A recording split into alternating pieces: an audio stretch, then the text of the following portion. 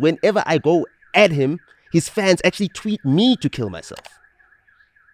And I know that how it can affect someone. And I knew that I had to actually, the first time I got a tweet like, yo, you should kill yourself, it hurt me. You understand that? Yo. I was like, oh, damn. You understand what I'm saying? You understand? And I was like, okay, block. And then the next time I got it, I was like, oh. And I was like, reply. And I was like, next time I was like, oh. And I was like, what makes you think you should be alive? And then I was like, okay, how do I respond? And then I was like, no, man, I learned to cope with it. Yeah. Nkululeko on Cultr.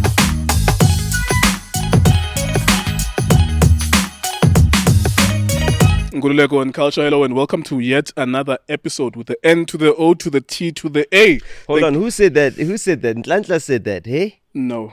It was you. Oh, she said it because I said it initially. Oh, you said it before? Yeah. She did. So she watched me say N to the O to the T to the A. So she then said it. Dog, Yeah. I found that so endearing. N to the O to the T to the A. I found that so endearing. A skinny nigga I'm with so more grateful. files than the CIA. I'm trying to rhyme and you interrupting me. Can I I repeat? got more files than the CIA. Can I repeat? Larry Hoover. N to the O to the T to the A. Skinny songa nigga with more files than the CIA. How does that sound? J. fuck are you doing Edgar on your Hoover. Sorry. I just Yeah. needed to repost something quickly. Because my Um, battery's about to die. I've been saying to you, and it's load shedding as well, I have to shoot outside. I've been saying to you recently So we need to show people that, you know, this is real life, the authenticity of the show. You have to put your phone in flight mode to save battery during load shedding because you can't charge. we didn't know that you were so aggressive because of your lack of pussy. We now know that the reason why you are full of shit and you've been going on all of these podcasts is because you haven't had pussy for over 7 months, particularly with your wife. And you're in such a bad position that you cannot confirm or deny whether or not you've had pussy in the meantime. What do you say to that, nigga? I'd like to keep my You're half. pleading the fifth. I'd like to keep my half.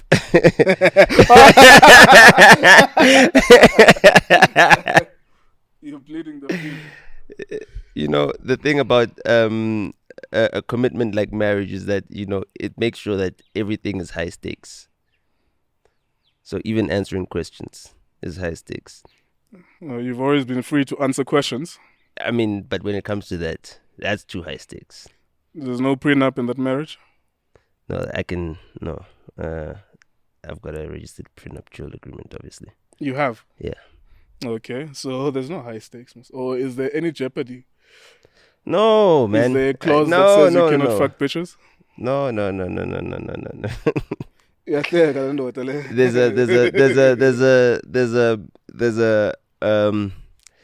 I cannot fuck bitches because imagine bitches being on my dick. Like, I can't believe it. My dick in a bitch, no ways. What am I saying, but when?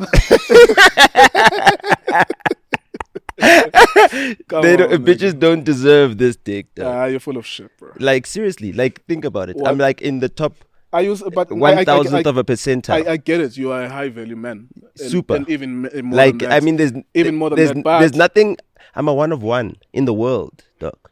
But I don't know. Like, my vice is hoes. So I don't know you. Like, can Yeah, you go no, 7 I've months never. without hoes? Dog, I ran through. You see, the thing is that you're popular now and traveling now and doing that. So, you know, you get that. I've been a high value male since I was a teenager. You know, so I ran through them, dog. Mm-hmm. I ran like dog. You see, like the best place is the Westin in Cape Town when you're in the penthouse because the windows are so wide open, That's my right? place, And the different furniture in the room, you get it like a 360. You could like you can fuck the whole city. You understand? In 360 degrees, dog. You can see everything. Like, You know, you can see the waterfront. You can see you everything. understand what I'm saying? I'm describing it to you like that. Like, you know, I've seen it in locations. Yeah. You understand what I'm saying? So yeah. So how do you? I'm just saying that's How do you that's satisfy probably though? Like- that's probably the best place to fuck in South Africa. Second best place probably Signal Hill. Everyone does it, but I mean, like, the risk of like this, the security catching you. You just make sure it's steamy enough that, you know, they can't see inside. You know, And on a super moon. You see, when it's super moon, like the moon beating off the sky, it like lights up, the sky so much. If you're doing it in a panoramic rooftop on top of Signal Hill, that's probably like number 2 best place. You understand I what I'm wasn't saying? looking for a list, nigga. Yeah, but like, yeah, and the first place you went to is a place that I frequent. yeah. The So West End. yeah. So you go there to have a view, and now next time you go there, you're gonna be like, damn, this nigga smashed here on the I'll super probably moon. not go there anymore Why? for bitches. But Why? anyways, No, with the panoramic roof, dog. Yeah. But no, bro, I want to know though, like. So no, But wait. I'm for explaining 7 something, months. For 7 months, dog. If you can be celibate if you want to. Dog. Are you celibate? Are you saying you are Dog, celibate? what I'm saying is that you can be celibate if you want to. So the whole entire challenge is that at some point in time, I always had a plan that, you know what, I'm gonna go without. Like even like with my wife, like I always had a plan. I was already gonna go to the States. I was like, yo, when I'm in the States, probably that's gonna be the time that because I was like, yo, and I said minimum 6 months of none. And another thing is that from my younger days, just from running through it, I ran through a whole lot of things, and then I realized that actually I'm going to be somebody in life. So, like, the girls that I've been with are going to matter. Like, it doesn't matter who it is. I'm going to make them matter just because they have been with me. So that's when I started becoming more discerning on, like, I want to choose the women that have actually been with me, like, selectively. Like, I don't just allow myself to be with any woman. And that steered me well. I mean, in many relationships that I've ended, and then after I end the relationship, I mean, I spent a whole entire year after I had like a 5-year relationship, with nobody because I decided no. So, I've done it before. So what you're saying is, I've prepared for every single eventuality. I spoke on the DJ Spoo podcast and I said, yo, I've been preparing for what's happening to me in my life. Like I made certain decisions. I made certain decisions and I saw certain things coming. So I planned for this. I planned for it's not that, my partner left because like, she ran away or no. I just said, yo, if you're not willing to toe the line, then, you gotta get some space. You need to get yourself to a level where you're self-sufficient enough to stand next to me because otherwise you're going to weigh me down. I'm that strict about it. Was that the conversation? Yeah. It's a tough conversation to have, but, as a man, you got to decide, are you the head of the household? If we're driving and I'm the driver and you're going to grab the steering wheel when I'm driving, you're going to kill us. I don't care if I'm driving at 180 on the highway and you're scared. If you grab the steering wheel while I'm driving, you're going to kill us. And if I've decided that, listen, the safest speed for us to go at is 180 kilometers per hour, because at that speed, I know that if there's a car behind me that's tailing me at 180 kilometers per hour, we're being followed.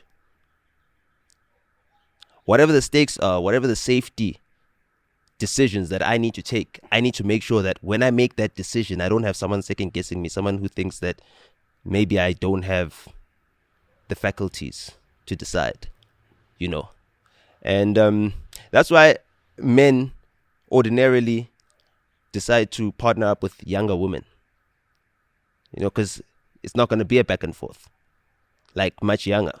But I decided, like, I never want to put myself in a position where I'm dating women that my little brother's dating. So, funnily enough, probably 90% of the women I've been with were born in 1991. And my little brother's a 92. So, 92 is like the limit that I go to, like the same age as my little brother. But, like, yeah, I'm a 91, like, if there's a woman born in 91, that's high level. I probably, been there. Are you difficult to be around as a husband and a partner? No. I'm the greatest pleasure to be around. The problem is that in the public eye, there's many outside influences. And the outside influences, what's happening on Twitter and everything else, or whatever's happening on the timeline, ends up affecting your household because, in the house, people are sending messages to the house. Someone saying, yo, your husband's doing this. Yo, yo, yo. So basically what they're doing is that they're painting a picture.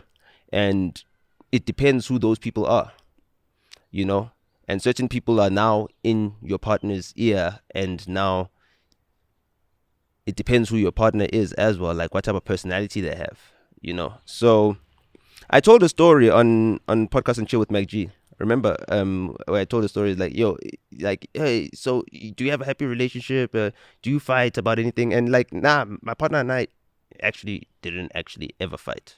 Like, we'd never fight. And I think that does get problematic as well, not fighting, because imagine me knowing that I'm right about something and just letting it go, The only reason I do that is because either I'm being manipulated into doing that, or like I'm dealing with someone who, if I just object to a certain thing, it'll become like a big deal. So like I spoke about, the situation, and I'd spoken about it to my therapist as well. I'd spoken about it, so I thought it was a comfortable thing. But when I spoke about that story, the clipping went, to my partner eventually, and then she heard about it, and it was made to seem like I was making her look some type of way, some way, and it's like something that, was completely unforgivable. To a point where, like, a year later, it's something that's still brought up as if like, oh, that's the worst thing you've ever done. Okay, that's the only thing I've ever done, I guess. So I did something. And it was just an observational thing. It was like, we had an argument about putting a glass lid of a salad bowl on top of a hot stove plate. Oh yeah, I remember this now. And basically it was made to look like, saying that makes me look like I'm an incompetent wife. So that was really disturbing, that, someone out there would assume the worst and then decide to weaponize that by saying that, So, and that's what happens. It's like just a mean person on Twitter, and now she takes it personally. It's got nothing to do with what's happening inside the household. But somewhere out there took something I said and weaponized it in the worst possible way. And she took it personally, and then made me responsible for that person having the ammunition to do that. Right? Because I said something and I mentioned something, and I mentioned something that was authentic and vulnerable, which I'd spoken about in therapy and I'd gotten over and everything else. And I thought that we'd gotten over as well, because we spoke about it. It was like the only fight that we'd ever had, And, I ended up apologizing for that, because I feel like, my mother forced me to apologize, because this incident happened while we were on a family vacation. Yeah, you did say. In the Cape Town or Stellenbosch or something like that. No, we're in Langaban. In the Western Cape. Yeah, Western Cape. We're in Langaban. And family holiday, family vacation. My nephew was there, both my parents. And then, also having to deal with a mom who's, wanting to be the greatest mother-in-law on earth, even at my expense, meant that even when I'm trying to say, hold on, this is not such a big deal, she's now trying to be the most supportive mother-in-law. I get it. So now she's like screaming at me, like, how can you, like, you know what I mean? So my partner is misinterpreting that as a mother-in-law being supportive of her. And obviously because she feels like she needs to catch up in the relationship, because this is my son. I've been with him since he was a baby. Mm-hmm. You're my daughter-in-law. I need to show you that even though our relationship is fresh, I will always take your side if need be, You know what I mean? I will never favor my son over you. I'll never be unfair to you. So she's virtue signaling, you know. So that made me vulnerable because obviously she's virtue signaling in front of her husband, my father. And obviously he'll have to also virtue signal to his wife as in, yes, my wife, I support you in everything. So now this thing, which is such a small thing, which I did not even cause, you know, becomes made to be seen like a big thing. And all I was saying is like, it's quite of irresponsible and reckless and thoughtless to put glass on top of a stove plate that is hot, because the glass shattered. And had it not been for it shattering and hitting my body, the glass would have hit my nephew, who was in eye line, sitting right behind me. And it went around him because it shattered around me. Like, so fortunate I saved my nephew, And that's the thing, is that something so small, something that bad could happen. And all I wanted was like, oh, I'm sorry, in that situation. And that's what made me really get upset. It's like, but like, someone panics and freezes, can't even speak, can't even say, acknowledge or take responsibility. Oh, I'm so sorry that just happened. I forgot that the stove plate is on. That's all that needed to happen. And it turned into a moment where me saying like, so you just frozen, to me observing a behavior of fear, a trauma response, which is something that I would have never known. So from that moment onwards and from subsequent moments, because I mean, that holiday happened the week after I'd already previously been arrested. Remember when the cops came? Is that Black Coffee situation? Yeah. So that situation happened Sorry. like while my wife was actually right next to me. She was right there. She was watching the whole entire thing because I just pulled up to drop off the car so she could use it. And the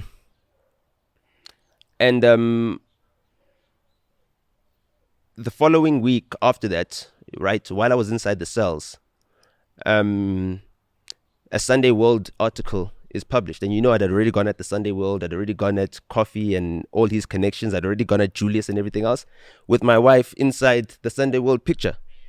She's performing there. The following week, she's performing while I'm behind the cell. She drove there with my car and everything else, Yes, she didn't cancel the gig. And she's not even captioned. They don't even say her name, but it's a big picture of her performing. They say, hey, such and such an event. They don't even write about her in the article. So I'm already seeing the responses that they're doing. So they're basically saying, we're going to get her. We're going to get you through her. So I'd already accepted that. You understand what I'm saying? I'd already accepted that that's going to be the price I'm going to have to pay. I'm going to have to pay it publicly. I need to prepare myself for the moment that I have to pay that price publicly to handle it well. And the whole entire time I was explaining to her is that when I have to go through this situation, like Kanye West is going through while she's there, I'm speaking to my future self through what Kanye West is going through. And I'm telling her that, you see what Kanye is doing? I'd do this. See what Kanye is doing now? I wouldn't do this. See what Kanye is doing now? I'd do this. See what Kanye is doing, to prepare her mentally for when the eventuality comes that, she will panic next to me, because the direction that I'm going into, she doesn't have the capabilities to stand by me because she's got that trauma response. And it's a deep-seated trauma response. I also took the time to understand where that trauma response actually comes from. So I inquired family background, history, nationality, all of those things. So, there's even a podcast that I went to in Zim. No, in Zim. Okay. In Zim. Yeah, I watched and remember where I spoke about, I've even learned within my own family how the trauma responses of what has happened to a whole lot of Zimbabweans and their families and everything else. I remember specifically. You understand? And I said that could also happen to us. So I did everything to prepare myself. I went through the anger management courses as well. So people are like observing me. People call me like, yo, how can you just allow someone to say all of those things about you, about your wife, and not get angry and respond? And like, because I went through the anger management course. You understand? And like I said to you when I spoke about that on the phone, and I said, yo, you don't rise to the occasion, you sink to your training. And I've trained. So even when you guys were calling me, like everybody's calling me like, yo, are you okay? Are you fine? And I'm trying to explain to everyone that, yo, I actually trained for this. Yeah, but we could not let me just object there, not object, but interject that there was no way that we could have known anyway. You could have you not listened to my content? Yo, hear me out. Like, if someone is convincing you that they are okay, even though they are on the verge of suicide, if you care enough, you call again. If you care enough, you call again and again. If you care enough, you go and see the person. So if someone was acting as if they're your friend, trying to fill you out, trying to find out whether or not you are emotional and whatnot, how you would see whether or not someone deeply cares is continuously, even annoyingly. So you saw that tweet about me saying that I had suicidal ideation. Yes. Do you know how that suicidal ideation happened? No. I was feeling suicidal. So do you know what I did? I called my big sister. And I flew to Paarl and I went to a farm because I was feeling down. So I have coping mechanisms. The reason why I tweeted about it is to say to anybody that's worried about me, I've been to this position before. I've got the coping mechanisms. I've got the training.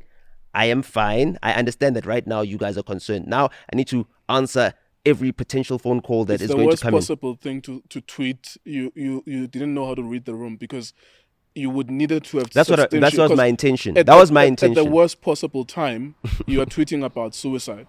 You needed to explain and substantiate. I'm cool. I've been on the verge of suicide. You think so, right? But you don't see the trolls that are trolling me. That are sending tweets. No, I understand. You don't see that, when I open my phone and I'm seeing all this shit, now he's going to commit suicide. Oh, now he's going to kill himself. Yeah. You understand? You're not seeing that. You're seeing only my tweet. You don't see the thing. So what I'm trying to say is that these people send weapons. They pay people to tweet these things like, yo, kill yourself. That's what Casper Nyovest fans do. When I said that, yo, this guy's fans made think that this guy kill himself, I know that because whenever I go at him, his fans actually tweet me to kill myself. And I know that how it can affect someone. And I knew that I had to actually, the first time I got a tweet like, yo, you should kill yourself, it hurt me. You understand? Yo. I was like, oh, damn. You understand what I'm saying? You understand? And I was like, okay, block. And then the next time I got it, I was like, oh. And I was like, reply. And I was like, next time I was like, oh. And I was like, what makes you think you should be alive? And then I was like, okay, how do I respond? And then I was like, no, man, I learned to cope with it. Yeah. The old man, Patrick Shy, he didn't have the training that I'd gone through. Yeah. So that's why I'm saying, dog, when I'm saying that the man's fans did that to him, killed him, literally killed him. The man's fans have been attacking my wife. When she says she's gone through serious trauma on she has. She is not even on the Twitter. She's not even on that Twitter. Because of that, she stopped even opening the Twitter. She never opened the Twitter. The only person who actually tweets from that Twitter account is the publicist. That's what I'm saying. I am confident that it's a publicist. The publicist even tweeted Metro FM the other day and said, yo, I like this new show with Mo Flava and Cultr. And I'm like, how? My wife is in Zim. She's not listening to Metro FM on her Twitter account. This is what's being tweeted. Yeah. You understand what I'm saying? So this person also having managed other people's accounts, I understand that. So I understand that you need to stop yourself from vicariously living through the person's Twitter account who you're managing. This person has not stopped that because this person works for a company, works for Warner, should not be managing the social media anymore, but is still doing it because they're addicted to it, because that's the only account that they have that's got a blue tick that allows them to involve themselves in blue tick conversations and stuff like that. It's a status symbol. Because your Twitter is different when you got a blue tick. It's a different Twitter. Different algorithm. No, the way it even looks. Yeah. Yeah, a blue tick Twitter account, you don't know that because you don't have a blue tick yet. When you get a blue tick, it changes. Let me just clarify. Yeah, but you don't have a blue tick yet. Yeah. I said yet. I'm not on Twitter. You will, but Fuck Twitter, no. The company will get blue ticked at the end of the day. It will get blue ticked. Okay. It will, eventually. You Fuck understand what I'm Twitter. saying? So That's what I'm saying, is that it's a different account. So people don't even understand that. The general public don't know that actually people with blue ticks, they've got a different Twitter than you got. You guys don't know that. You understand what I'm saying? Mm-hmm. So for this publicist, this thing is like a drag. He denied it on the Twitter Spaces with Miss. Obviously. And then he even brought her onto the Twitter space to assist. He manipulated her, twisted her. Yeah, but you understand? You see how difficult that is to the general public. I know. Particularly It's people ripping. who are not close to you. Like Mina, I've gotten to know you. Yeah. The general public listening to those Twitter Spaces when your wife is categorically denying the fact that someone else tweeted on her behalf. Okay. And giving the impression. I knew that they would deny it, but I needed to make sure that I'm the first one to say it. And I did say it. And whether or not they deny it, my wife would not, as someone who is supporting her own sister, who is in an institution with bipolar, right? Basically send a weapon of mass destruction to me on social media that could send me into a mental health spiral. She was covering up for this publicist that had painted them into a corner.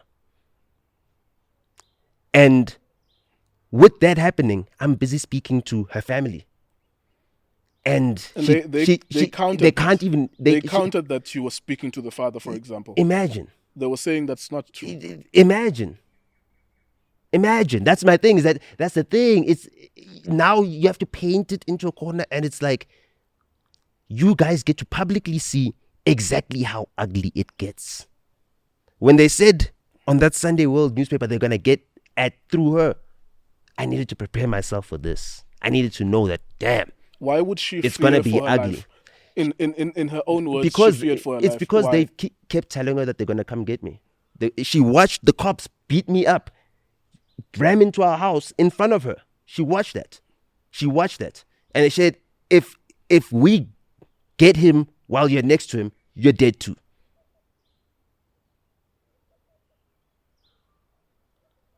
You understand what I'm saying? Because that's the only way to stop. That was not exactly the context within which she was sharing that. She was sharing those tweets, you saying it's No, that's the thing, that the tweets were being shared in as if I'm a danger Yes, to that's her. what I'm saying. Exactly. That's what I'm saying to you. Because that's the publicist who's pointing that out. Because the publicist is trying to paint a narrative to paint me as someone that's bad. The publicist also comes onto the Twitter spaces, right? They say all these bad things, but they call me Tata.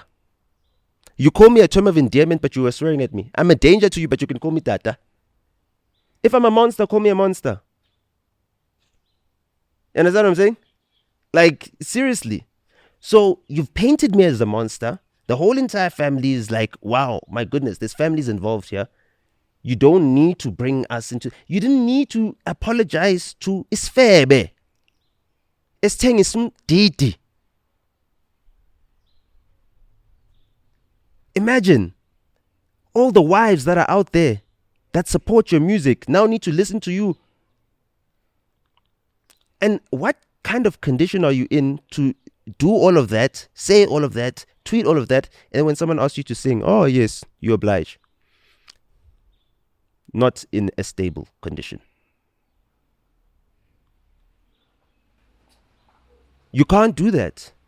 It's weird. Is that not a red flag on its own? Yeah, I remember that it happened in the Twitter spaces. They were crying. Someone was crying in there. There was a request for singing, and then there were revelations. But what I was trying to listen to is the detail, and I didn't get a lot of detail. What you noted did XYZ on this such and such a date, because of course that's what you listen out for. It's like, okay, you are claiming that you are scared for your life, but exactly what happened? If you go to my to my Instagram, right?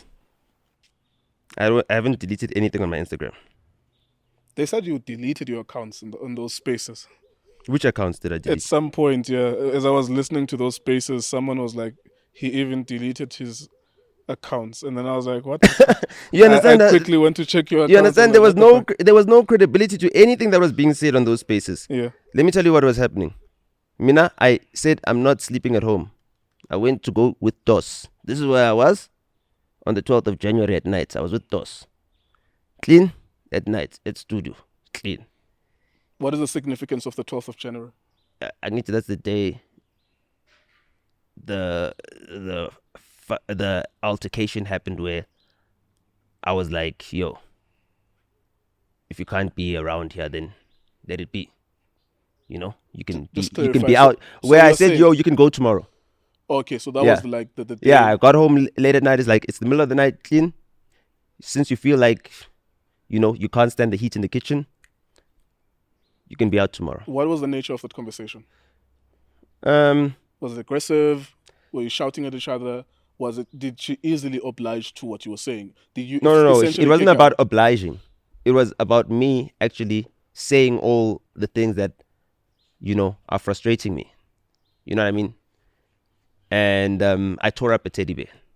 So, you know, a unicorn, which was torn already, but it was a gift. So, You were aggressive, to say the least. no, to the teddy bear, yeah. Yeah. So it was, you know, it was a frustration. It was a frustration. It was a real frustration. Would that incident be the one where she's referring to fearing for her life? No, because sufficient to fear for her life? No, because she even said that she's never feared a danger or anything. And hold on, I'll get to it. Relax, I'll get there. Right. The next day on the 13th, when she's left, I go by myself to the bookstore. Right.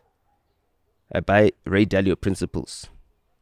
Right. I'm getting booked. The law, breaking the law was always too much for me to ever ignore. I got a thing for the big body Benzes. It numbed my senses. In love with the V-dub engine. The 14th of January, Kid X buys me a book, a gift. A Valentine's present. The- Y'all niggas is gay. Because 2 days before he had lunch with Y'all me. niggas is gay. And what sparked the conversation is Kid X saying, why does the people closest to you always stab you in the back? Why do they never come to your defense? Why do they always hang you out to dry? You've done so much for everybody. You do so much for everybody. Why? I was having a ribeye steak with Kid X that day. And what book is that, incidentally? The 4 Agreements. If you've read the 4 Agreements, you know what your homie is trying to say to you when he buys you the 4 Agreements. It was the very same day I took my father out to a concert. We go to watch Silai Lesolota.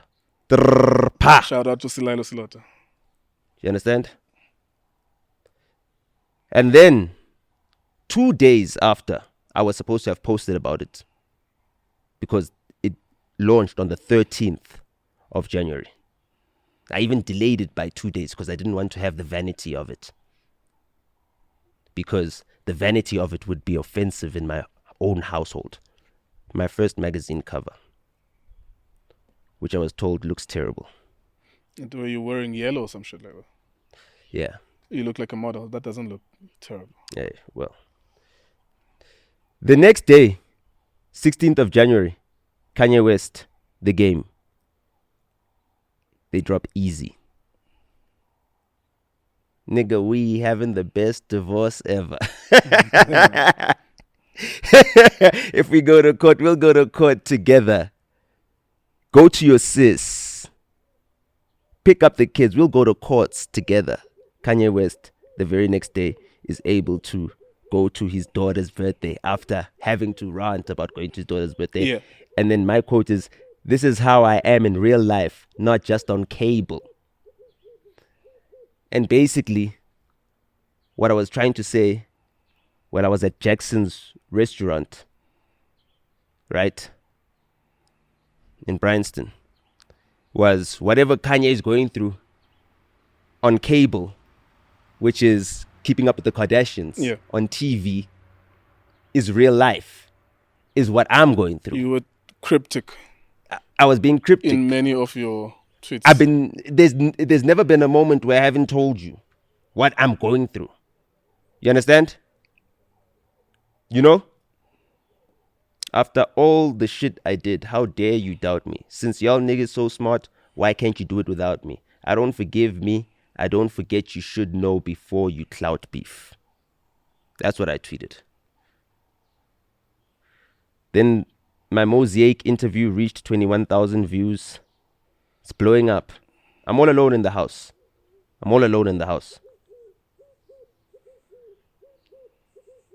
Did you know the story of 45 RPM, 19th of January? I'm trying to get to the point where,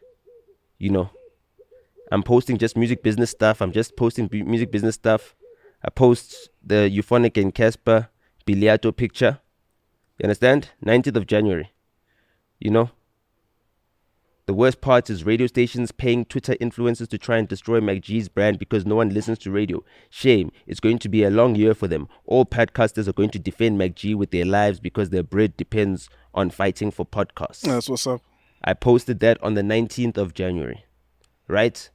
MacG talks about how these radio stations are paying promoters to tweet and destroy his podcast and tweet nonsense about his podcast. Right? They're paying promoters, these radio stations. They're paying promoters, these same radio stations that end up hiring Saul to pay promoters so that their breakfast show trends. Same radio stations. When I say sell out, same radio stations that are paying to destroy your bread are offering you millions. Right? Because they're going to get through Mac via you. Just like they got through me via my wife. You understand what I'm saying? We'll get to Saul. No. I already... We'll get there. The things that I tweet... I get what you're saying. Why do I have this evidence? How do I know that the radio stations are paying? Yeah. How do I know that the radio stations are making Saul offers? Because I'm telling We'll expand No, I'm expanding on that because it's very relevant. I'm telling Mac that, they're coming at you via Saul. I'm having conversations with Mac. They're coming at me via my wife. They're coming at us. You understand? I'm telling him. I told him. Mac knew already on the 19th that she's gone. He called me a therapist. While I was going through that then, I spoke to Mac. Mac has known all this whole entire time. So when you see Saul saying whatever he's saying, however he's saying, and when I found out about it, whatever. Imagine Mac knew since the 19th of January. You understand what I'm saying? The next day, on the 20th of January, I go and post with Nsiki Mazwai. It's clean. Go show her some moral support, even though she lost in court. 20th of January. That's when I start having suicidal ideation. What do I post on my Instagram? I was here by Beyonce, right? Mm-hmm. You're listening to bitches' songs when you're about to kill yourself. No, not that. I was feeling down. No, I was you're feeling a down. bitch nigga. Go out in the blaze, nigga. Find someone better to listen to before you die. No, I wasn't trying to kill myself. I was just saying I'm off of social media. Sure. Yeah, but I think we do get, there's sufficient portfolio of evidence. If anyone is watching us, they can go to your Instagram and see the stuff that you were saying and you've explained them. You understand? Then I post the interview that I did. It Starts With You podcast, which was on the 20th of January. And that was me saying, okay, I'm off of social media. This is the last thing I'm going to post for you. This is the last you'll hear of me for now. You'll contact me through other ways.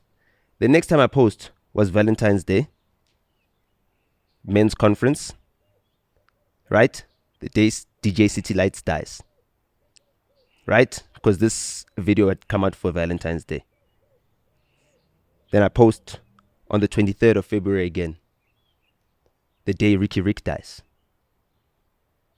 It Starts With You podcast again. Because I'm reminding y'all, this is the last you're hearing of me. I haven't come back to social media. And then the next day I'm like, fuck it. I need to tell people that the risk for suicide contagion as a result of media reporting can be minimized by factual, concise media reports of suicide. Reports of suicide should not be repetitive, as prolonged exposure can increase likelihood of suicide contagion. Yeah. Suicide is the result of many complex factors. Therefore, media coverage should not report oversimplified explanations such as recent negative life events or acute stresses. Reports should not divulge detailed descriptions of the method used to avoid possible duplication. Report to avoid possible duplication. Don't talk about how it did. We don't want to know how the suicide was committed because someone else might mimic it. Okay? Reports should not glorify the victim and should not imply that suicide was effective in achieving a personal goal such as gaining media attention. In addition, information such as hotlines or emergency contacts should be provided for those at risk for suicide. Following exposure to suicide or suicidal behavior within one's family peer group, suicide risk can be minimized. Friends, family, colleagues, and peers reach out to clinical professionals to assist you make sense of dark clouds that permeate and consumes one's thoughts. We all need to keep it together. So then I was back on social media because I was like, if I'm not here, if my voice is not here, they're going to promote. They're going to make more people commit suicide. And guess what they did? That's exactly what they did. I was the lone voice who was saying, let us not promote this. Let us not glorify this. Now we're sitting here and it seems like there's a contagion. Yeah. It is a contagion, and I understand the sensitivity, and because of there's a contagion around, I know that those closest to me, those who care about me, thought that I might fall victim, and it is almost impossible for me to convince y'all that I prepared myself for this. Yeah, it took me a while. Like, maybe I told you on the fourth or fifth call that, okay, cool. I'm starting to believe that you're cool. Because I didn't believe, I cannot believe you the first instance. And I was like, yo, where are you? Like, let's meet up, blah, blah, blah, blah. But you can't believe someone in the first instance. Because what if you are really determined to kill yourself to your point where you want to give people the impression that you're cool until you kill yourself? You cannot undo that shit. That's the ultimate punishment you can ever do, you can ever give to a person. Killing them, allowing them to kill themselves because there's no opportunity for correction. That's why people who commit crimes, even heinous crimes, are sent to correctional services, so that for as long as it takes them, in a perfect world, for as long as it takes for them to be rehabilitated, they are given a second opportunity, even though they never gave the person, their victims, a second opportunity. Death, bruh, suicide is something I think of myself when I'm dealing with shit, but it's the worst possible thing that can happen because you're not breathing tomorrow. So there's no opportunity for you to correct. So as much as that is the case, imagine that my own wife is convinced not to even check on my well-being. The only time she calls me during this dark time is when she hears of Ricky's death. And the only reason is because she's waiting for me to call first and say, oh, come back. No. I made the decision. If you can't stand the heat in the kitchen, you're trying to use your absence from me to silence me so that I say, oh, damn it, I need to now stop my fight. I need to stop my cause. Mm-hmm. Because if I don't stop my cause, my wife is going to be upset and leave. No. She's not worth more than my people. Nobody is. She's not worth more than my purpose. Nobody is. You understand? You are accompanying me on this journey. I'm not accompanying you. I'm the driver. You do not touch the steering wheel when I'm behind the wheel.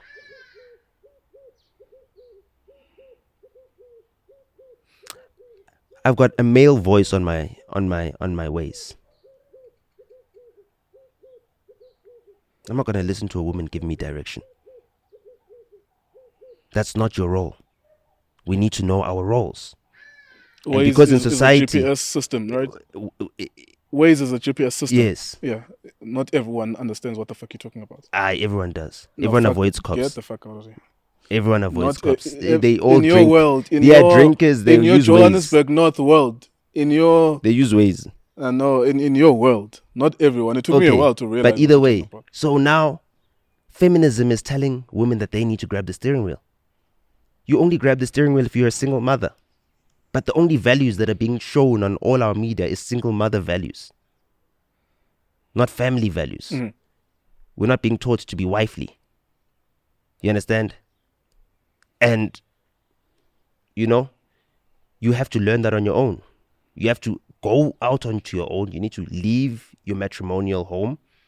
You need to take however much time it takes you to come back to the point where you're like, listen, I made a decision. I made a commitment in sickness and in health, for richer or for poor. for better or worse, until death do us part. And I'm going to show you that example because I am the navigator on this mission. What if it's over for her on her side? I am the navigator on this mission. What if she says, I want out? She can lose direction, but I am the navigator on this mission. Whatever it will take for her to find her bearings, it will take for her to find her bearings. What if she says it's over? Bro, you can get divorced and get remarried. Do you understand what I'm saying? A marriage is not like a baby. It's not permanent. If you feel like right now, you cannot, at the end of the day, you cannot replace me. I'm one of one. I am your husband. You can go wherever you can go, but that will not change the deficiencies that you have that make you want to grab the steering wheel when your husband is driving. It doesn't matter which car you get in, your husband has to drive, whether it's me or someone else. Do you understand? And if you go out there and find another husband who allows you to grab the steering wheel while he's driving, you're going to kill the both of you.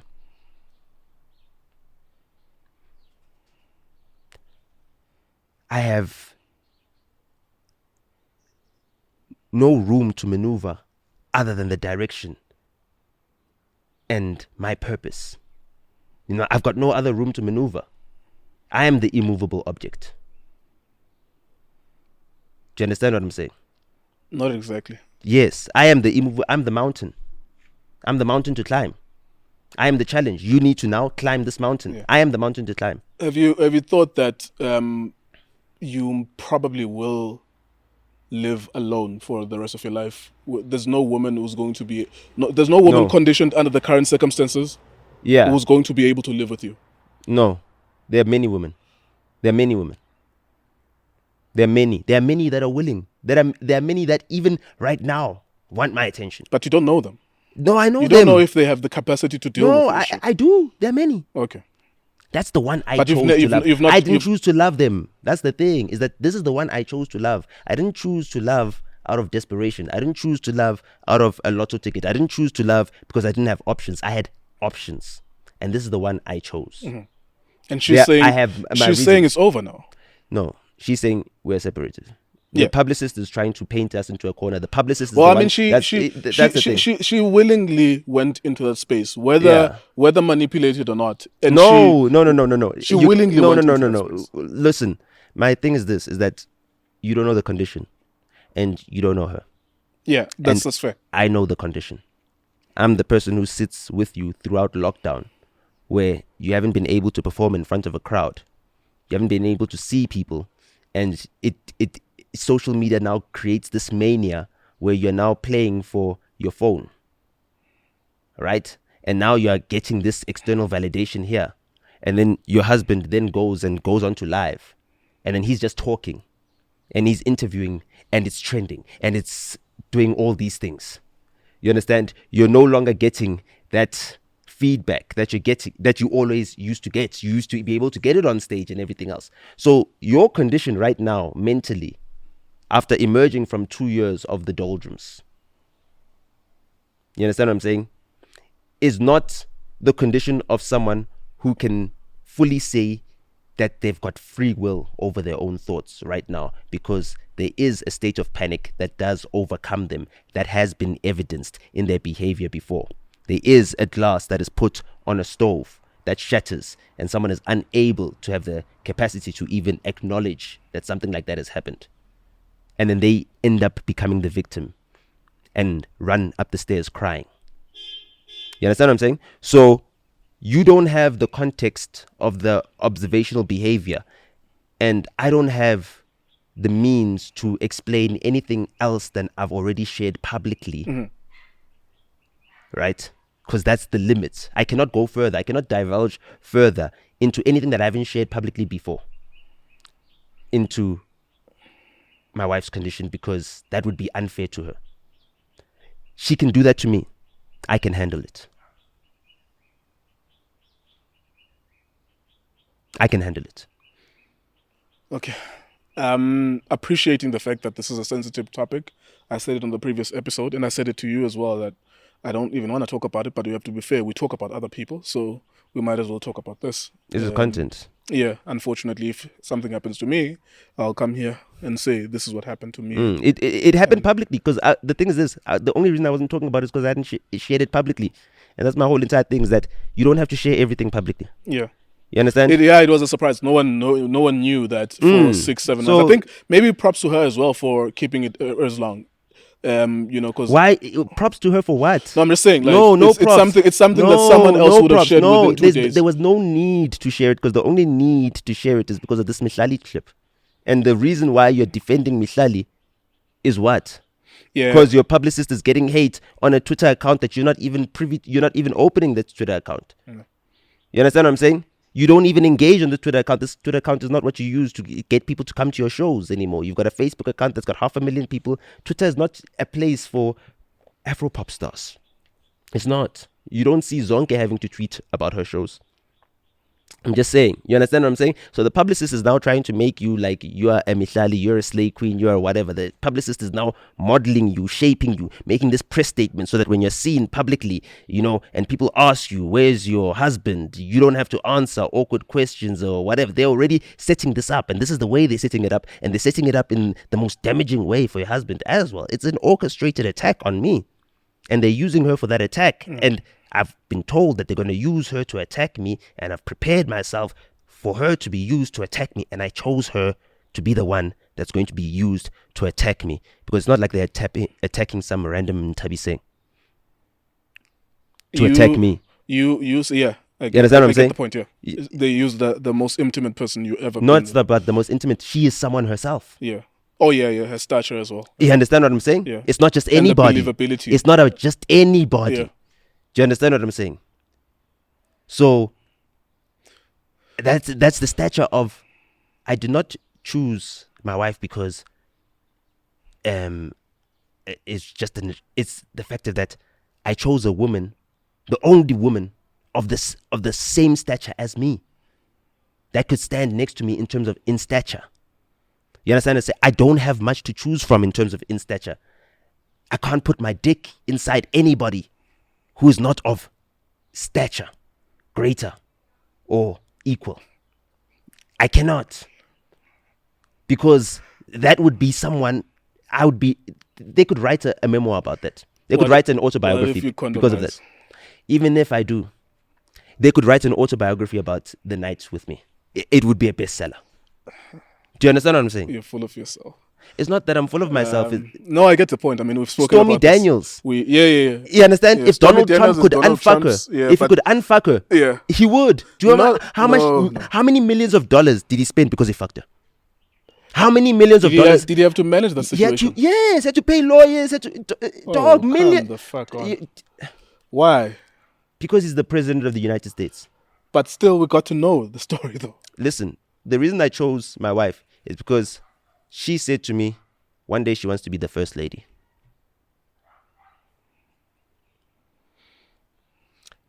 I'll leave it at that. Maybe she needs to marry John Steenhuisen, the next president of South Africa.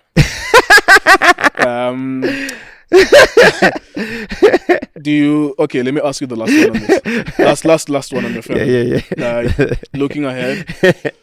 I heard you say that, and I was like, you know what? Coalition government, DA having the most percentage of that coalition.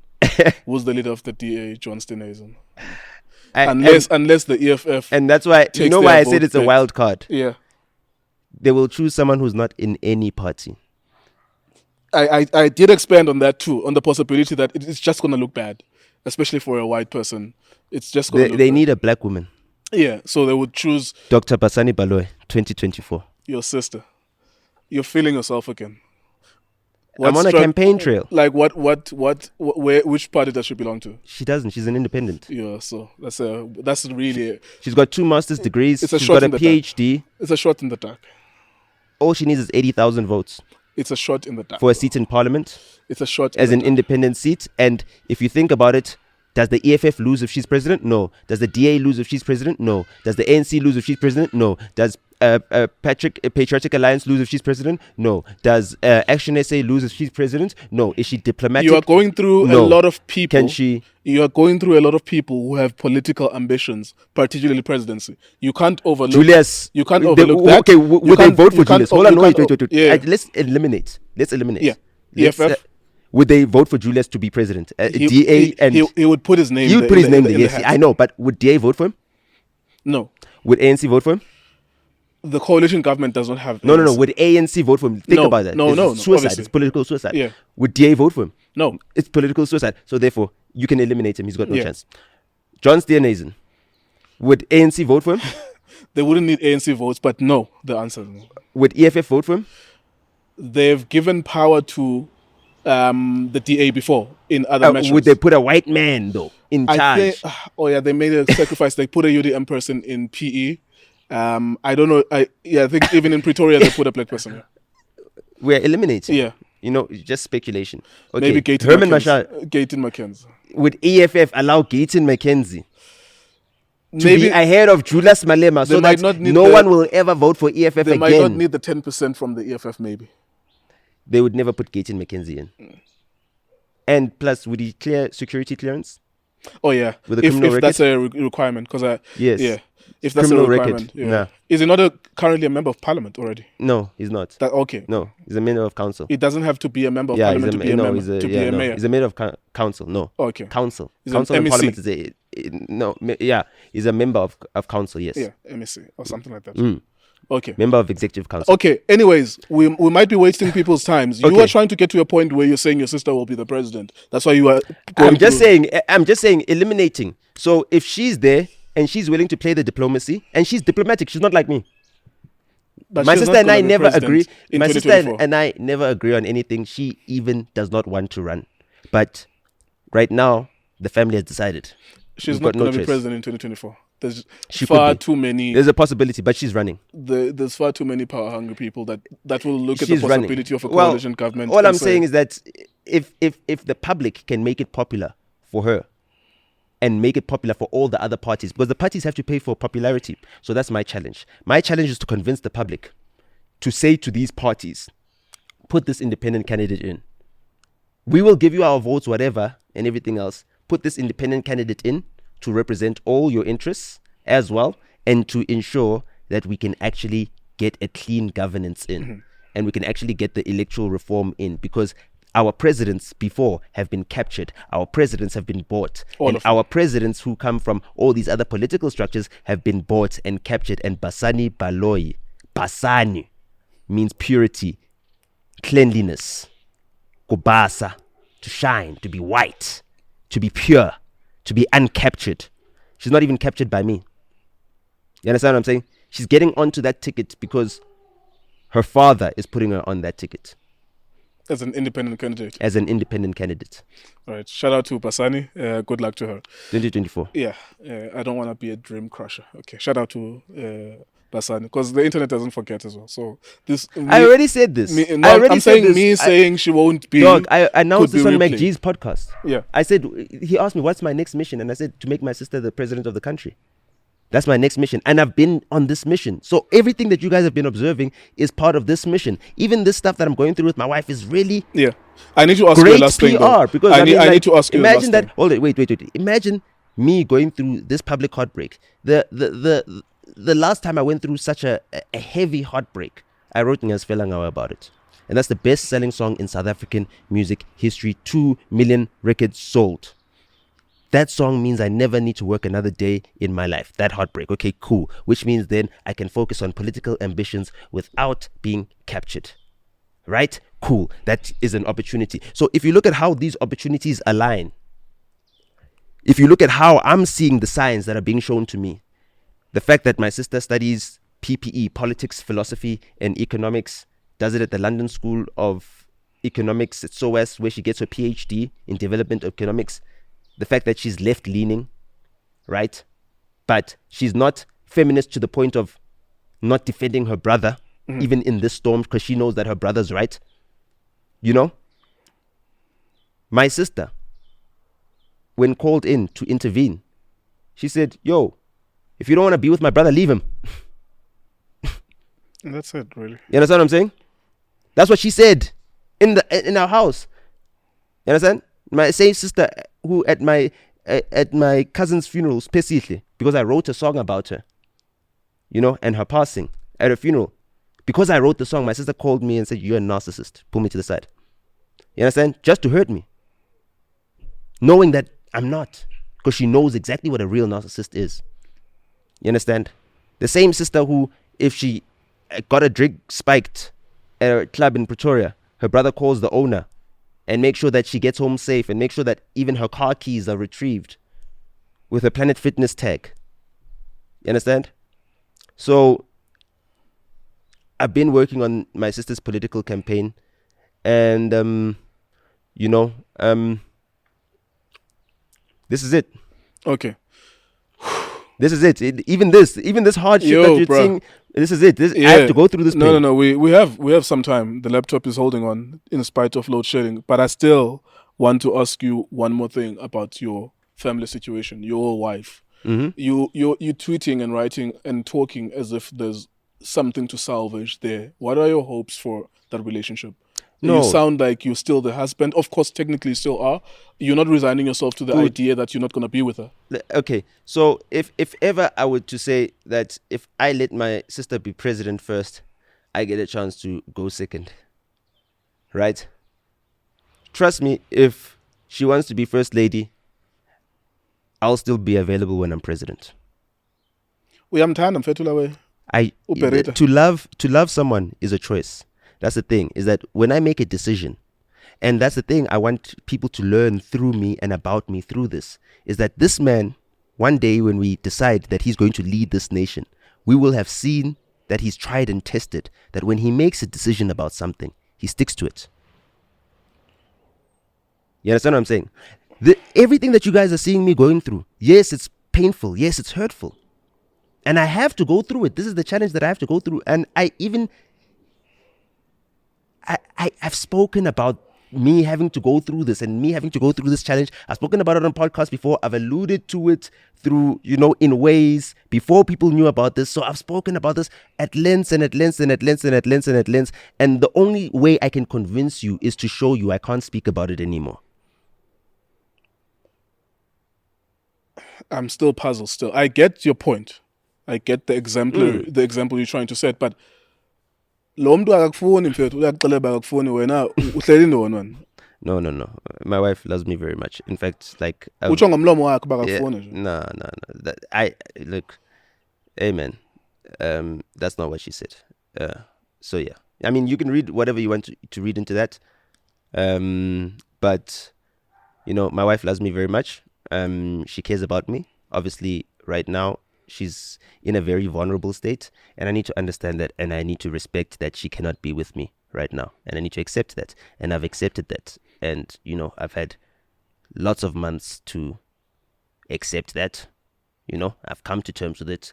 I took my social media break for an entire month. Remember, I took a week, and when I started feeling, I got to the doldrums of social media, I took an entire month off of all social media. Even when you see me tweeting now, I don't even use the app to tweet. I have to go onto the website, log in, put in my one-time password, because you got the whole entire two-factor one-time password. Yeah. So when I tweet, I've logged in, I've done the entire process. It's, you know what I mean? It's not random and then clean. When I'm done, I close. When I come back again, you understand, it's a whole entire process. So I have to only do it when I dedicate time to it, because that's the measures that I've put in to control that.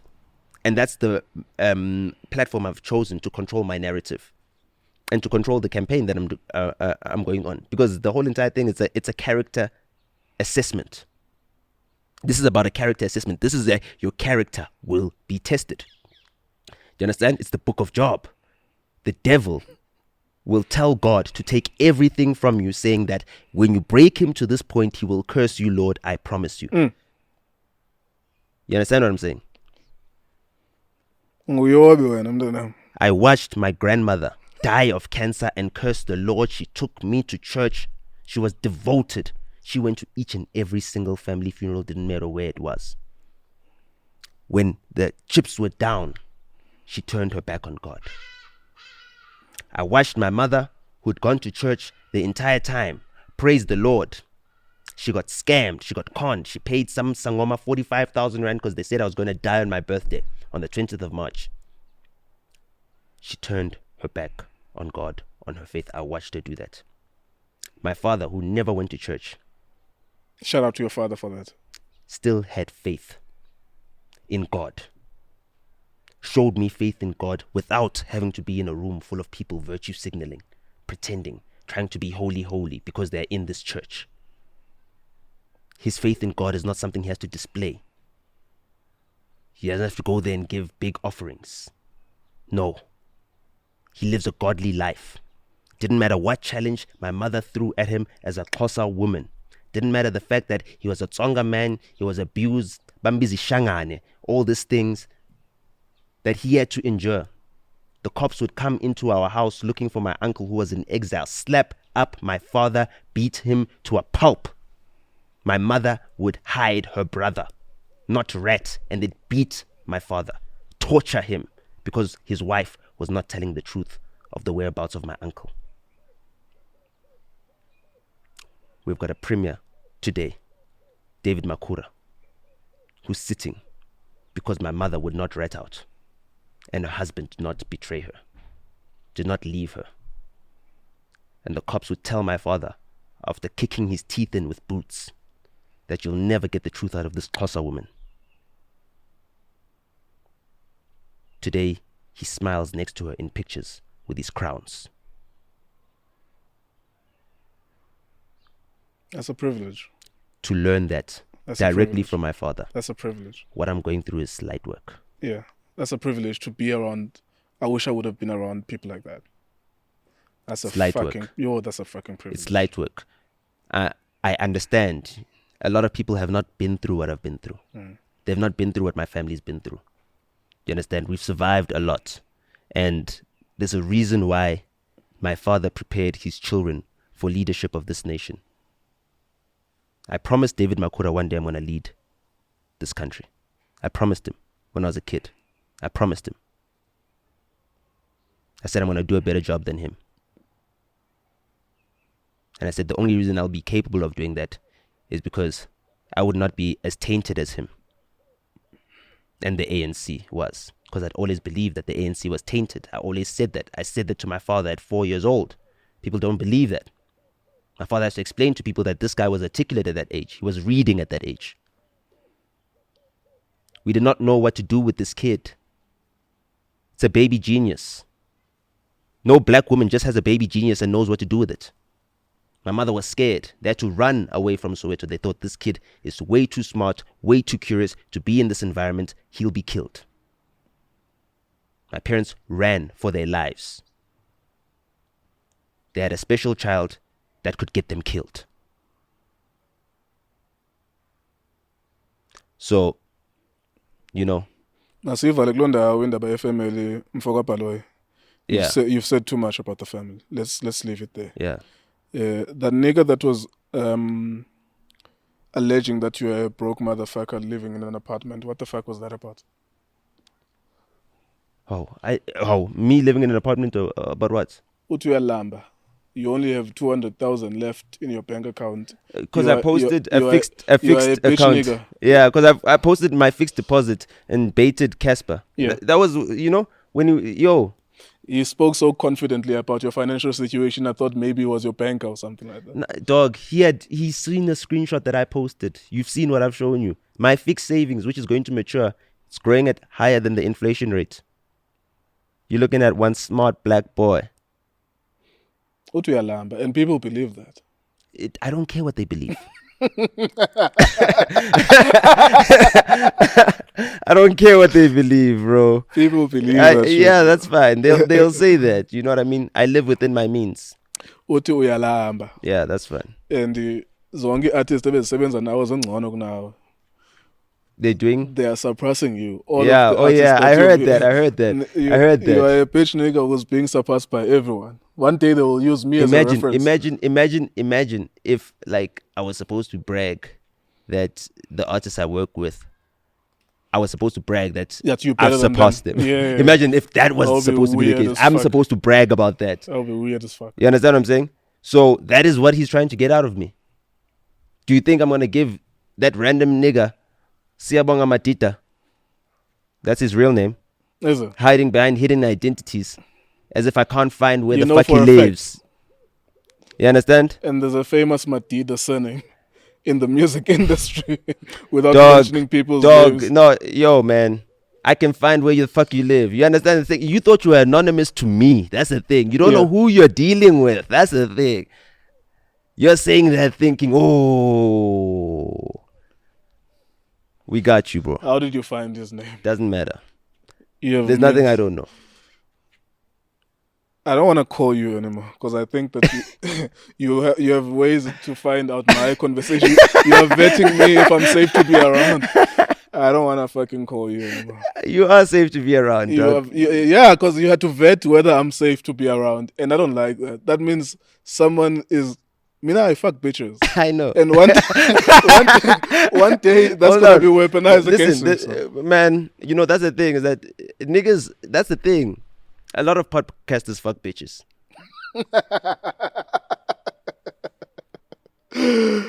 Woo! You understand what I'm saying? And they need to be careful. Because, especially if you're flirting with black women, they've got too much to lose. They're too captured. You don't know who sent that bitch to your bedside. Yeah. And the things that niggas is sloppy. They roaming around with these bitches. They're roaming around. They're visiting people with these bitches. They're being seen with these bitches. You know? And you could have 2 million subscribers and 10,000 views because people have lost interest in you. Don't let YouTube gas you. Because there are people who have millions of subscribers that are not getting views anymore. You understand what I'm saying? Yeah, there's a point where the public knows so much about your shithousery that they go tired from watching you. You understand? It can happen. So, you know, it's not just a one-way up trajectory and then you're untouchable. You understand? So, Yeah. if you're going to fuck bitches, that's the thing. You can't be talking shit if you're fucking bitches. That's how they got Prince KB. You can't talk shit if you're going to fuck bitches, dog. What happened to him? You know, they sent Hazel Mahazard to him. She wants to be a DJ. Yeah. A girl that wants to be a DJ is going to be friends with DJs. Yeah. Especially the biggest DJs. Because she wants to come up in life. Is the dude married though? Like, what is the jeopardy? Jeopardy, of the she revelations? released his porn or whatever. Oh, I and the remember reason that she now, could yeah. do that is Yeah. because she knew that she's friends with DJs that can pay her legal fees if she ever gets, you know? Because that's a serious crime. That's revenge porn. You understand what I'm saying? Yeah. So there's But- only a certain percentage of DJs who've got that type of money to back you up legally, get you lawyers. And there are only a certain type of DJs who will be enemies to Prince KB to that extent that they invest that much and bring him down. So you would know definitely who those people are. He would know. He's spoken about certain DJs. Mm-hmm. You don't do that and entertain bitches. No, but you can do it safer. No, you cannot, because any bitch that comes, trust me, dog, they can pay these bitches to come to you, dog. But what's the jeopardy? Dog. Unless you're married. He had his girl, he had his credibility, he was always posting his girl. Oh, and yeah. women are I your mean, fans. unless And you are now full you're of cheating shit. on your girl and Unless she's you pregnant. are full of shit. And Yeah. she's pregnant. Yeah. Unless you're at acting that like point, an and an he's angel. pregnant. Unless you're acting And like an she's angel. pregnant Yeah, at that yeah. point in time. And you know how women are when you Yeah. cheat while they're pregnant. Nah, unless you're acting like an angel on Come social media. on, bro. You can't be sloppy. You Yeah. can't be sloppy. The stakes are too high. So what I'm saying is that podcasters need to also worry about that. You Yeah. understand what I'm saying? So even with you, because you say it, you speak about it, you know it's solid, that's it. That's part of your character. And the reason why I vetted you to understand whether what you say about yourself checks out with what you do, and it does, and that's why you're safe to be around. But other dudes are not safe to be around.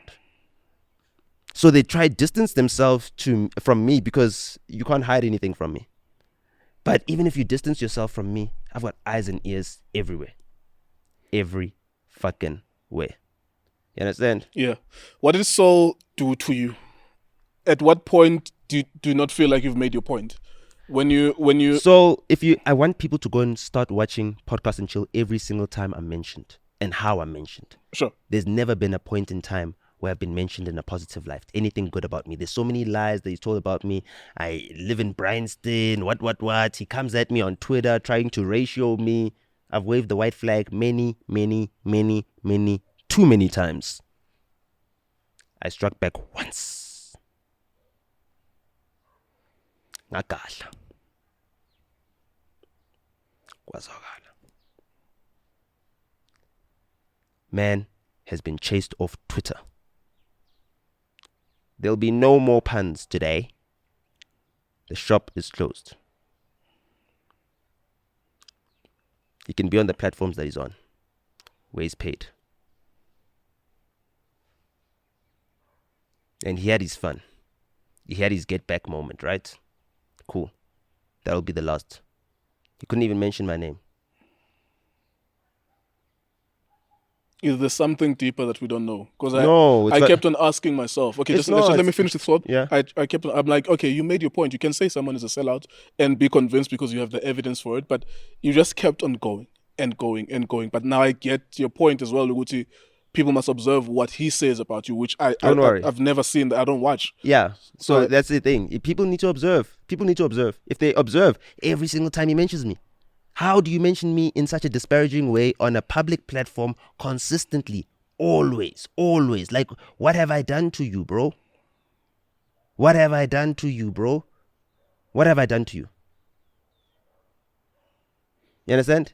Because I asked you that question. What did he do to you? Because I like Saul. Like, he's cordial with me and I like him. Yeah, but... And I was like, what the fuck? Why do you He keep pretends to be likable and cordial. He pretends to be. And all I said, okay, it's fine. You've been pretending enough. I'm going to cut the pretense. I'm going to make you show people who you really are. Did he not show who he really is? Did you go back to watch that episode, the last one where he was coming at all. Okay, you don't watch at all. Well, people saw who he really is. He didn't come at me, bro. Come at me if you're going to come at me. He didn't come at me. So, yeah, that's it. You know, his true colors have been shown and that's it. The emperor has now been undressed.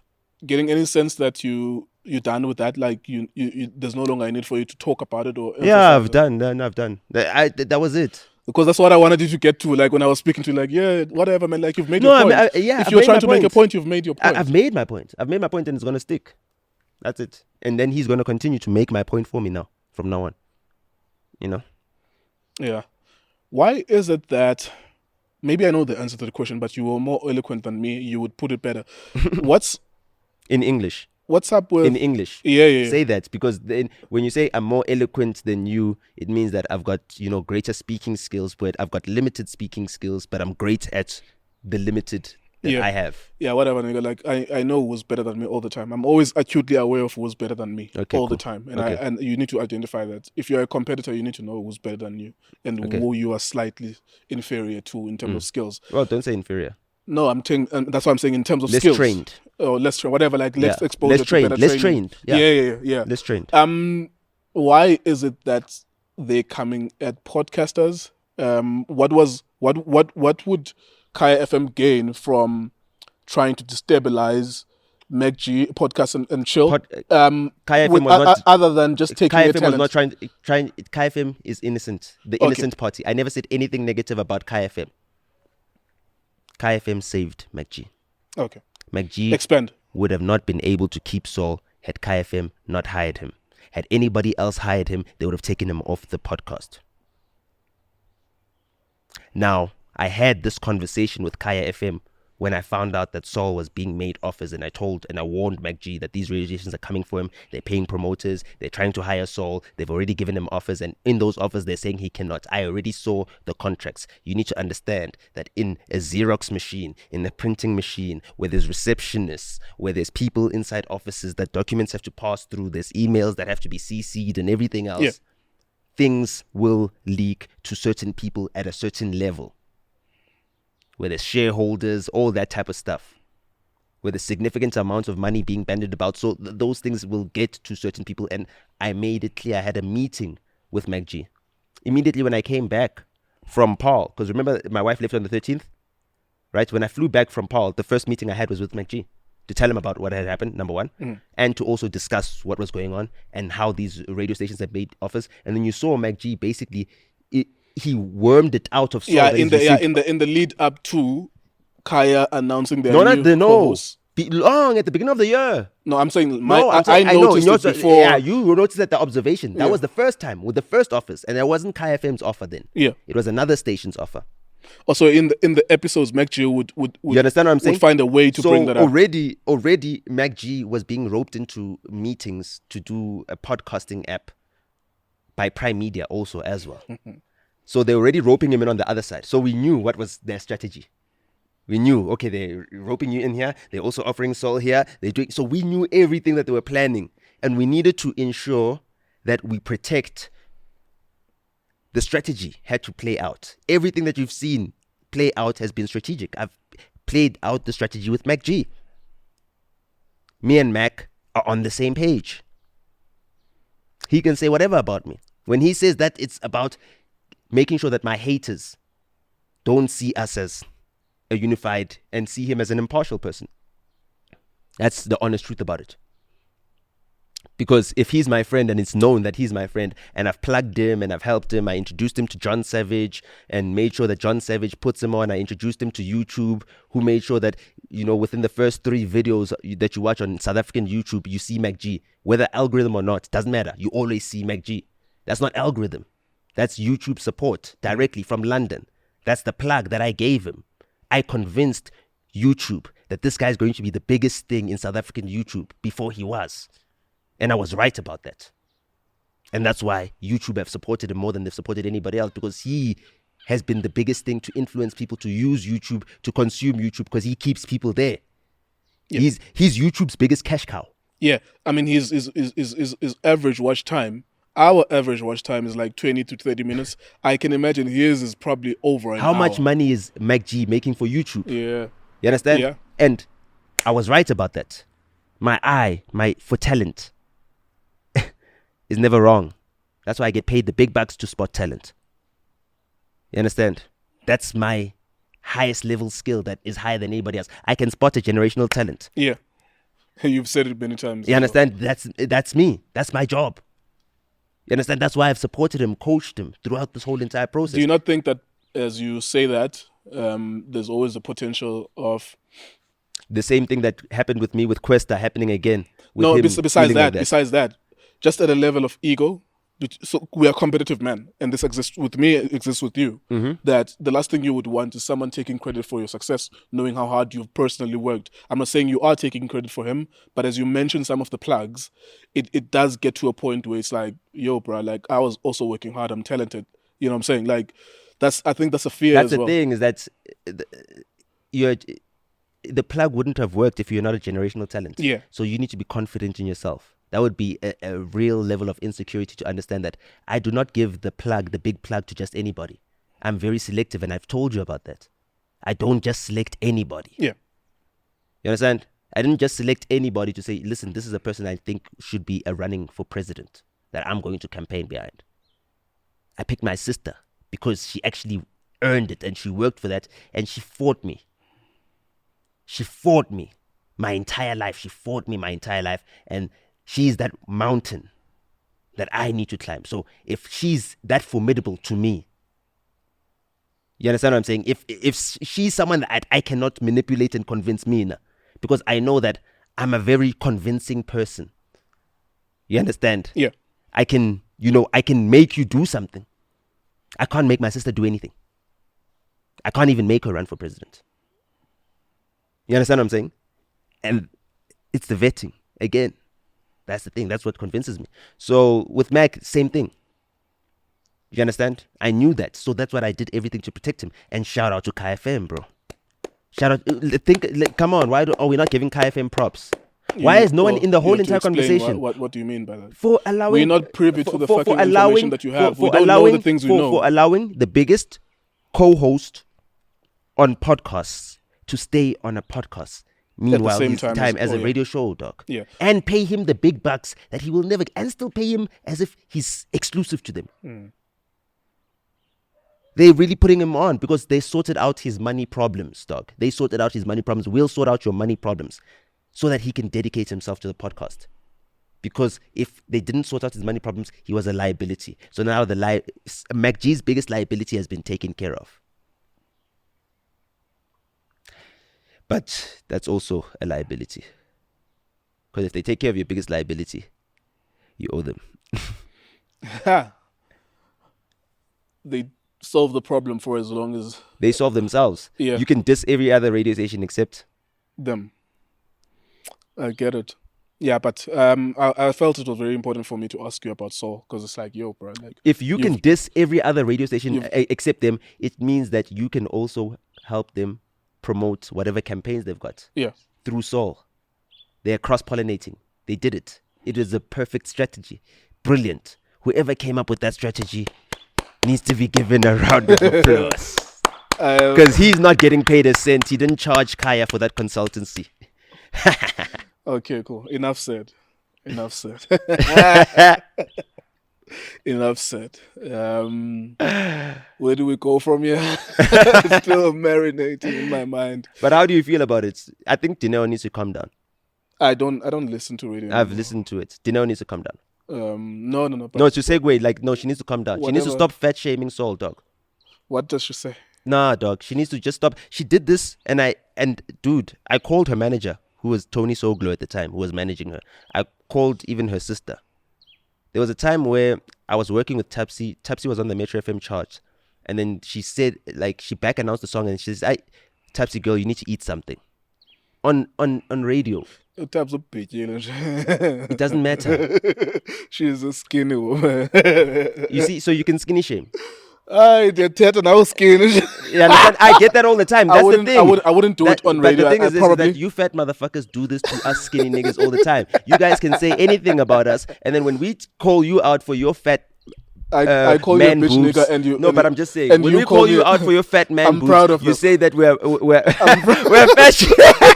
I'm proud of. I'm proud of. I'm proud. I call you a bitch nigga so that you can call me a bitch nigga. Like, but yeah, but what was that the only thing you observed though? Like in terms of the that it's annoying. how is that No, dynamic though? She needs to stop trying to overpower him. You guys are co-hosts. Okay. Work as a team. Do not make his life miserable. He already has to wake up at 4 a.m. in the morning. You understand what I'm saying? Fuck for him. So that you can come and ratio him. No, dog. When Saul was with Fresh wouldn't diminish him. When Saul's next to MacG praises him the whole entire time. When Saul's next to Dineo, she has to bring him down. She has to bring a man down. That's all she does. And it's evident. That's why you have 3 baby daddies. Because you are there to bring a man down. You understand what I'm saying? Is that your role is, I'm going to show a man that I'm going to overpower him. I'm going to dominate this man. Women need to stop that. Why do you need to dominate the man? Just be a fucking co-host. You were nice when you were next to Chili M. That's where you were greatest. Where he was Essential dominating. rush. Where he could not, Chili M could not be dominated. Uklulile Chili M. Uklulile. Leave that thing of trying to dominate men. I came to Joburg for a holiday in 2006. That was the first time I heard Essential Rush. But I love her. I was saying that out of love. Because the show is gonna get down, and we've worked too hard to have that show actually happen for it to fail. You understand what I'm saying? Okay. Too much is at stake. Too much is at stake. Kaya is supposed to be eventually majority black owned in the end. It's supposed to make more money than 94.7. That's what's at stake. It's supposed to make more money from a private media perspective than Metro FM, and it's got the potential to do that. Metro FM's market, 54% of the listenership comes from Gauteng, 9% is in the Western Cape, 9% is in the Eastern Cape, 19% is in KZN. So those are non-entities in terms of provinces. Metro FM is a Gauteng station. 94.7 is the biggest money maker. It's not 702. No, 94.7. They don't. Highveld is the number 1. Oh, okay. So Yes. the biggest ad revenue is generated by Highveld. and even with what's this thing? What's this other one? Prime Media, just in general. Yeah. Obviously, it's because, most of the companies that spend money on them, Old Mutual owns over 30% of Prime Media. They're the majority stakeholder, and they still paid 1.5 million rands for a 1-month campaign, on 94.7. Oh yeah, I remember. You understand? Maggie was breaking that You understand? down. Yeah. They paid 1.5 million rand in a company that they own. Okay, So let's interrupt this. Someone is about to talk about you. We'll put it as reality here as well. Yo, Steph. Are y'all niggas outside? What do you want? Why are you calling me? I wanted to ask, so are you still with Nota? Yeah, that's why I'm literally taking this is gonna be live on the podcast. Actually, Steph is got everything SA Music. He does it with Ria. I Yeah, thought you Ria and guys were Black outside. Steph. Black Steph and Ria Khopan. Everything SA Music on YouTube. What's good, nigga? Online. Shout out to Nkululeko on Cultr. Yes, sir. What's good? Shout out to everybody hates Nota. Hola. What do you want, nigga? Oh, you just wanted to find out like how far are we with the conversation? Nah, I have the interview we did with Nota for 5 hours, so I wanted to sort it out, like the rendering process. So, Yeah. At what point are you guys at in the rendering process? they told us it was gonna take us 65 hours to render. So we found a guy which Nota knows that can. I think the guy's name is Isaac, which can render stuff faster because he has a supercomputer. Yeah, Isaac is here. So wrap it up. Like, what exactly are you calling for specifically now? What message do you want to convey? Excuse me. Why are you calling now? Like, what do you want to tell them? You're done. You're almost done. Convey that the program, he doesn't use the program that I use, Premiere Pro. So I downloaded it. So I needed to tell him that after this, because when we were sorting it out, load shedding happened. So It's cool. It's cool. I think Our batteries are dead as well because Yeah. load shedding is happening. Yeah. It's cool. Like, it's something that you'll sort out when you guys meet. But you either guys way, will see each other maybe in an hour. We got a 5-hour pod, dog. We did a 5-hour pod, bro. It's gonna be a challenge to watch that. We're gonna need. Okay, there you go. There you We're go. gonna need- Cool. we're gonna We're need- about to wrap up as well because Yeah, 'cause we're we're down running to out one of camera. battery power. We have one battery. And we did that with one camera as well. Cool. That 5-hour pod. Yeah, shit, man. Life's a bitch, and then Is the electricity back? I think in the next 5 minutes it should be. 'Cause Probably I, it's back. I need the electricity back so the water can be back so I can flush the toilet. Nah, water has been restored an hour ago. Okay, cool. Yeah. We're talking podcasts, and Yeah. I think we've summarized what we wanted, the points that we wanted to make Yeah, there everything. as well. The tavern shootings. I think let's look at that as the last thing, and then Mohale on Somizi. Look, Where do you want to start? so let's look at the fact that I posted about the fact that no. You see, I also need to stop watching myself so much because I can now hear myself doing things that are gonna annoy me when I watch this later. What annoys me is that let's speak about the fact that why would I say something like that? That's like some crazy tautology. You know? But you do say there are words or phrases. You see, the that thing I is, can, yeah. the fact of the matter is, Yeah. You see, there's certain things that I always say, and like it's annoying me. Like when I watch myself, I'm like, why do I always say that? you see, the thing is, So I tweeted about how Johnny Walker put Nasty C on a campaign. And I even said to Mac G when I spoke to him, I said, Nasty C is more influential on your child than you are. And I'm saying that because his target market, the audience, are young kids, if you put him on a Johnny Walker campaign, you're making Johnny Walker cool to those kids. They're not going to wait until they're 18 to drink it. They're going to drink it now. They're going to go to Enyo Beni. what is the For pens counter? down. What is the counter for the money that Nasty C can make in that moment? In that moment when he has to make I bread, understand what is the money, counter? but okay, how about the fact that whether you deny it or not, you know that you contributed, right, through your advertising of an alcohol brand to the pens down that killed 21 kids. I know, I admitted this. We spoke about how promoting alcohol. I spoke about this. Yeah. No, Ingut. I spoke about Ingut. You- I spoke about that. They even spoke Quest- about it in the Questa news. has They done spoke Hennessy and some shit. no, Heineken. It's not about Heineken, drinking. sorry, Yeah, yes, but Heineken. he was over the age of 25. He was an older guy. Like his target audience were at drinking age at that There were point. young kids who also followed him because at of the their same time. families and everything else. Yeah. But his target audience was of drinking age at that point. in That's time. cool, but he contributed to everyone. was a family man. Everyone He was a who's done father with a child. Everyone who's done any alcohol brand. And there's a certain way in which we do it that we are contributing to this thing constantly. Yeah. The sports stars do it. Calling Black Label do Yep. it. Everything.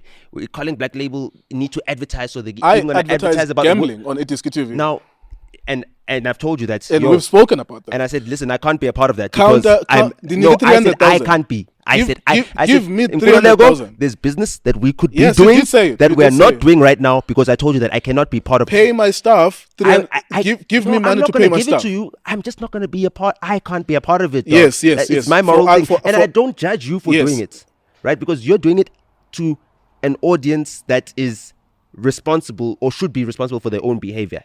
They're adults. You're not targeting kids. Yeah, obviously. Nasty C is targeting kids. He is targeting kids. If you perform at high schools and all that stuff, and you understand, you're targeting kids. So if you're targeting kids with your whole entire brand and everything else, you should not be selling alcohol. You understand? That's all I'm saying. You should not be an ambassador for an alcohol brand. I completely agree with your that point. Is it. With your central point. Yeah, that is it. My expense. Check this out. His expenses per month, if they are to the tune of 200,000, and he needs that bag for the next 6 months, every month, so that it's like a 1.2 million deal for 6 months, then counter that. Then fill in that gap. My expenses with all of our stuff at Itiski and our newspaper then he must is 300 do to what 500,000. does, dog. You can also get money like that, dog. If there's no line that you can draw, then don't draw a line at all. You understand what I'm saying? You need to draw a line somewhere. That's what I'm saying. Mm-hmm. That's what I'm saying. If there's no point where you can say, okay, this is where I draw the line, then, dog, you need to just bend over backwards and be sodomized. Okay, that's not funny, but okay. I see the imagery is very funny. Tavern shootings. You're linking that with that.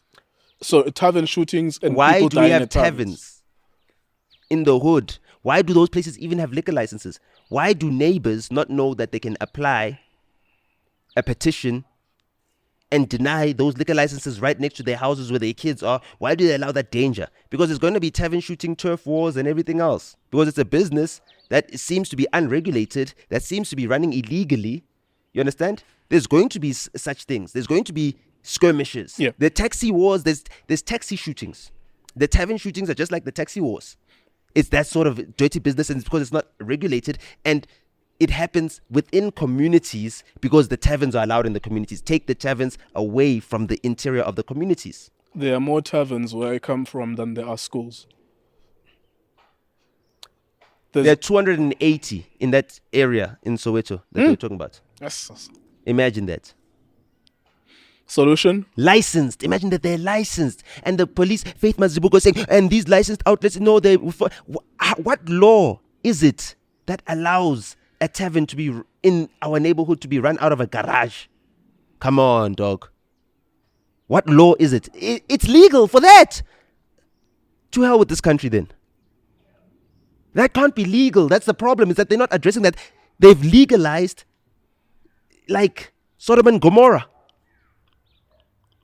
So we're going to live in Sodom and Gomorrah. We're going to have to duck bullets from AK-47s because we're living in Sodom and Gomorrah. Because no one is willing to say that actually we're living in Sodom and Gomorrah. Can we look and we're just lucky that these shootings did not happen in actual Gomorrah. Yeah. Can we look at the facts surrounding the one in Soweto and also Peter Marisburg, and also Kailicha last week, and also Nyanga the other week, and also so Langa the other week. Yeah, but I'm just saying, and also Soweto, Philippi every other day. Just give me a chance. Soweto, there were insinuations that these are possibly deliberate in the arms that were used, and the fact that Npekicele was corroborating the fact that they changed cartridges. That's how illegal businesses work. They're all interlinked. So the Zamazamas are going to be interlinked with the illegal tavern owners and all of those business. It's turf wars of all these different mafias. And yes, those mafias who do have the AK-47s high caliber predominantly are from the Marashia group. We've seen those videos of them carrying those AK-47s. Those were the AK-47s we saw in the videos. Yeah. We've seen the video evidence. You understand? So when we see the bullets being shot, you understand? If you're going to have guns, you're going to have bullets being shot. Yeah. And wherever you send guns, you're going to have to send more bullets. So it's a brilliant business. Is it not? If I sell you a gun, you have to come back for? There will always be a need for bullets. And then if there's always a need for bullets, there's always going to be bloodshed. Yeah. We kill ourselves 20,000 times every year. We murder ourselves 20,000 times every year. And that's it. It's like a self-sufficient system. Yeah. Very lucrative. Yeah, it feels. Don't you want to make bullets? Yeah, it would be a lucrative business. I wouldn't It's a lucrative. do it. I wouldn't do it though. You draw a line. Yeah, obviously there is a line. And the hypocrisy, that's the line I'm willing to draw. I'm not willing to draw it on gambling. I'm willing to draw it With bullets, with arms manufacturing. Yeah, the hypocrisy. Well, some people are not. Our laptop says we have 30 minutes. Yeah. Sorry. 5. Okay, we have 5 minutes. The camera person. So I've already spoken about it. No. We've always done it. But Muhale is but let's wait for the towel. Let's wait for it. I want to Okay. hear it. I want to see where it goes, and then I want to see what's the reaction after that. Because But the I mean, like, punchline was like, he's saying that Somizi has been telling him that the only thing you bring to your table is your pretty face, and when you were getting it on the angle of the age gap, and you've always done that. it's not just that. It's the same thing as the Mihlali situation. Is that the only thing she's bringing to the table is her pretty face. Mm-hmm. You understand? And what happened to Muhale, the treatment that he got is exactly the treatment that Mihlali signs up for. And the first time I wasn't saying Mihlali directly because I was using her as an example. Yeah. Because she's the most prominent of these ones that bring their prettiness to the table. Right? Exactly. And their youth to the table. The youth is ephemeral. It's ephemeral. Yeah, Pela. Overnight. You understand what I'm saying? Overnight. It's ephemeral. So that's the thing. It's not just fleeting. It's ephemeral. It'll be like, that was just yesterday. You were young and you were attractive. You were desirable. The desirability goes away very quickly. The desirability of Muhale is the reason why he got entrapped in that situation. And the power imbalance made him not realize that he was being controlled. You understand what I'm saying? And I can empathize with that. I'm a 31-year-old man. For the longest time. 90. No, I'm a 32-year-old man. Oh, yeah. I forgot my birthday. Yes. We are both 30. I didn't celebrate my birthday with my wife, so I didn't celebrate it. So I didn't have a celebration for my birthday this year. Okay. So that's why I made that mistake. That's You're an not actual honest calculating. moment. That's an honest moment. Sure. You understand? I haven't accepted that I'm 32 yet, but I celebrated my birthday all alone. So, with that said, You were explaining the power dynamic between... the power dynamic Yeah. is that for the longest time, you understand, my wife wanted to control me, to impose that power dynamic on me and dominate me. Is she older than you? No, she's not. But obviously because of she's got a stature, I've got a stature, she assumes that stature now counts in relationship points. You know what I mean?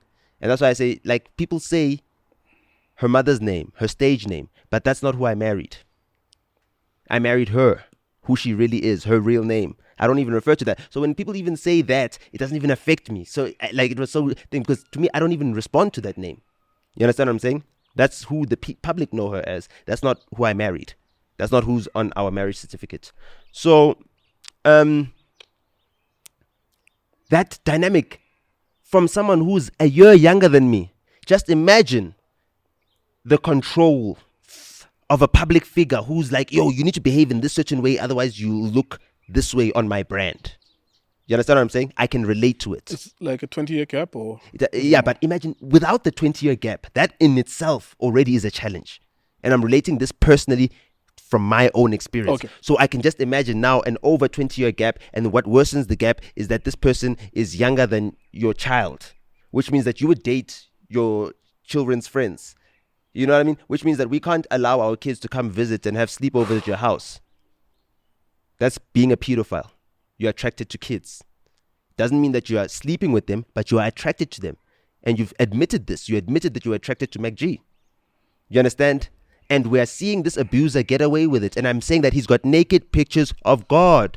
And people are going to see that there's naked pictures of God, because what will the consequences be? We've heard too much for there to be no consequences. We've seen too much for there to be no consequences. Kuthiwa ikamera iyaphela ke Petra. There's a consequence. Uthetha kude kuphela ibhetri, masivala. Yeah. Talking shit till your battery dies. Shout out to AK. uNelly uNelson Mandela kuthiwa umahluko phakathi kwakhe noGracia Machel 27 years. So hero yakho nayo. No, but she was the first lady. She had the power thing. I mean, it was a different thing. It was a different hero scale. yakho, It's different scale. hero yakho. What I'm trying to say is that Umuhale wasn't even 25 Nah, yet. I get it. Like, And that's why I said about Nessie. He Ebengena- wasn't even 25 yet when it was. You understand?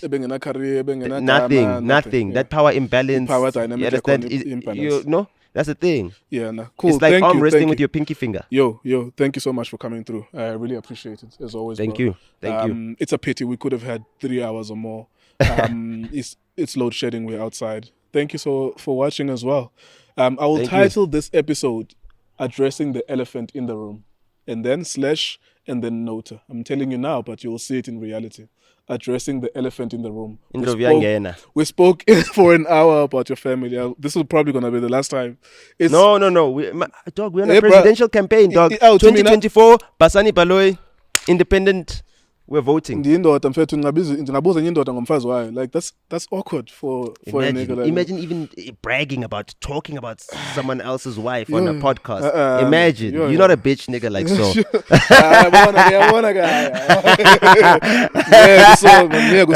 Yeah, thank you very much guys for watching. Thank you. Boom.